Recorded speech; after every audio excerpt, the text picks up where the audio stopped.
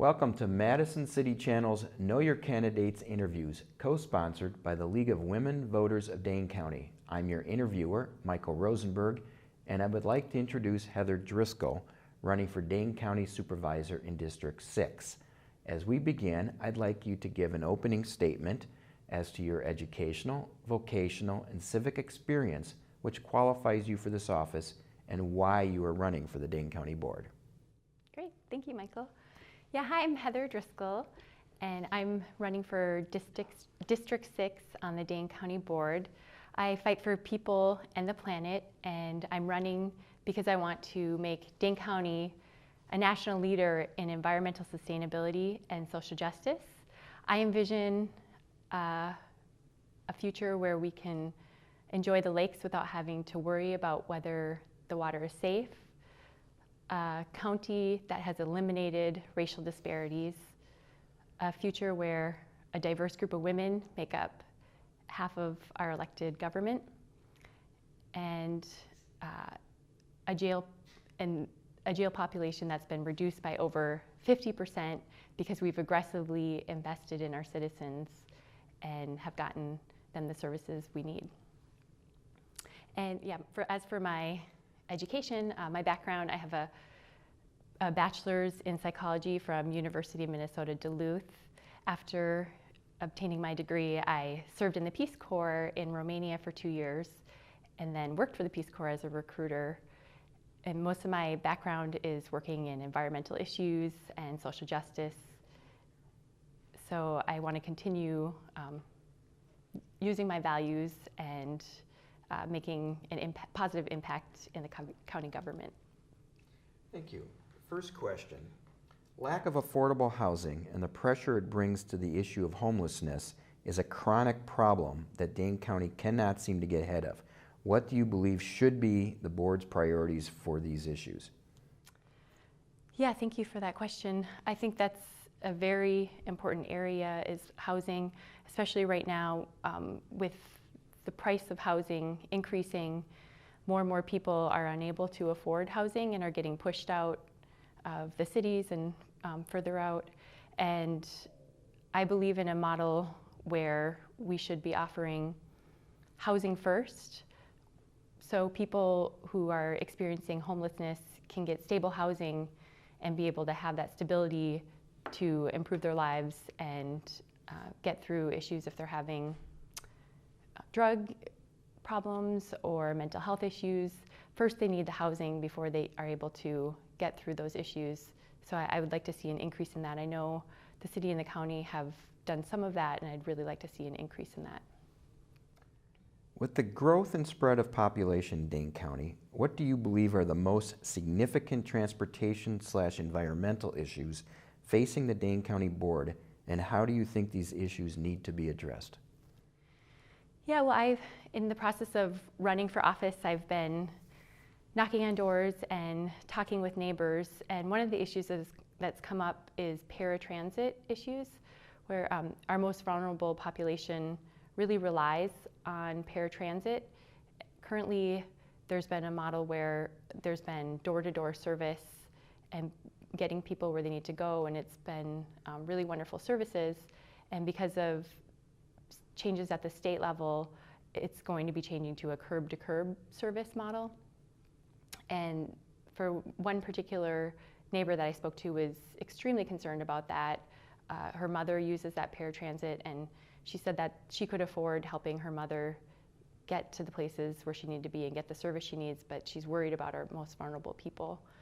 And then there's also the issue of people being in areas where they don't have access to transportation and can't get to jobs in the DMV and grocery stores. And so it's really important that we're having transit be accessible for social equity reasons and also for environmental reasons. It reduces our environmental footprint when we have great public transportation. What public safety issue or issues do you believe are most pressing that need the attention of the Dane County Board? I think, at the county level, we've done some really great work getting started on having a community restorative court, increasing restorative justice in our county. And it's a great model for helping people, especially young people who've made a mistake. It's a way for them to be held accountable without damaging their future and leaving them with a record for the rest of their lives. I think and it's also a way to make the community safer because they're held accountable in ways that can also serve the community and help them become productive members in the community. So I definitely think that restorative justice works and it's the future. What do you believe is the specific issue of most concern to the residents of your district, and how do you want to work on solving it? Yeah, what I've been hearing from knocking on doors and talking to people in my community, a lot of people are really concerned about the lakes. We have the issue of phosphorus getting in the lakes and contributing to blue-green algae and making the lakes unusable, oftentimes in the summer, and a danger. So that's definitely on people's minds. And also the terrible racial inequities that we have in our county currently. And another thing that came up that I hadn't thought about was how property taxes are making it really difficult for some people to continue living in our neighborhood. For instance, I spoke to a single mom who hasn't been able to afford paying her property taxes for the last 2 years, and she's going to have to move out of the neighborhood because of that.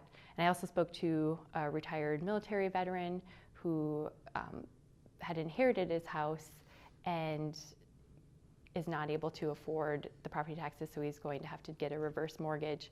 So I think that's something that I hadn't thought about is, the fact that, the county, when we're talking about raising our levy, I think it's necessary in some circumstances, but we really have to be thinking about how that might impact people and not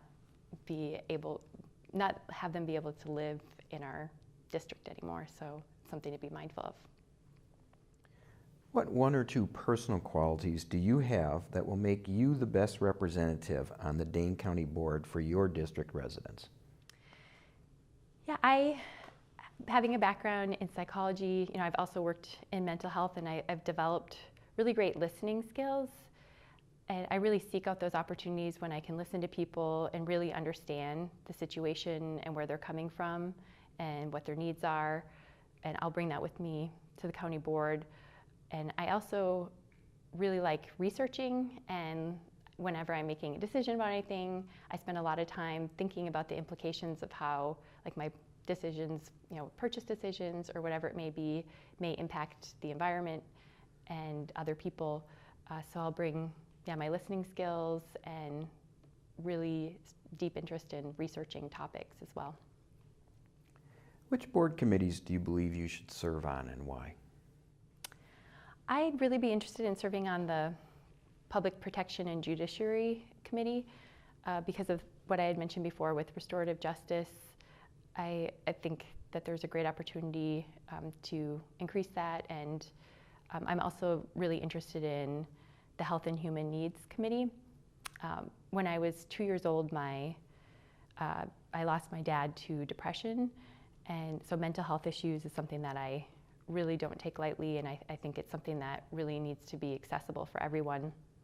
And I've also had experience working in a mental health facility in a psychiatric center, and I know that having those services can really make a huge impact on people's lives and help people, so that's another area I'd really be interested in.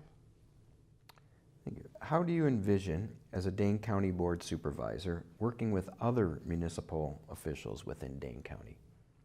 I think that's really important. I think when we look at some of the issues that are really affecting the county, like the racial disparities, if we could work together with the municipalities, I think we could accomplish a lot more by working together.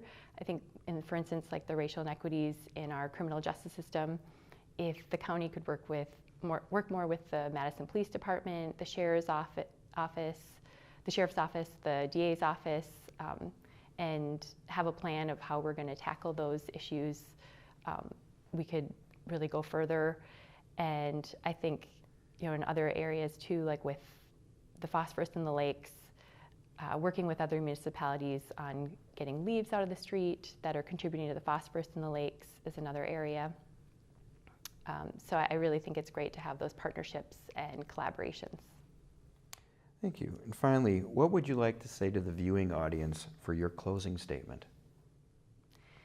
Yeah, I'd like to say that I am really passionate about public service. I'm a mom with 2 young children. My oldest just started at our local public school, so public education is very important to me. And there's other areas, in the county, even though we don't impact public education, I'll always be very supportive of it and want to increase early child intervention. I think it's really important for children to start off having equal opportunities when they're beginning school. I'll deeply listen to constituents in my district and seek out opportunities to be accessible and do outreach, especially to those who aren't typically heard from and are underrepresented. So I really hope to earn your vote, and I hope that we can connect. And if you want to get in touch with me, I have a website, heatherdriscoll.com. So I'd love to hear from you, and excited to connect with you and hopefully earn your vote. Thank you so much. I want to thank Heather Driscoll for speaking with us and the viewing audience for taking the time to know your candidates. As with every election, please vote. On behalf of Madison City Channel and the League of Women Voters of Dane County, I thank you for joining us.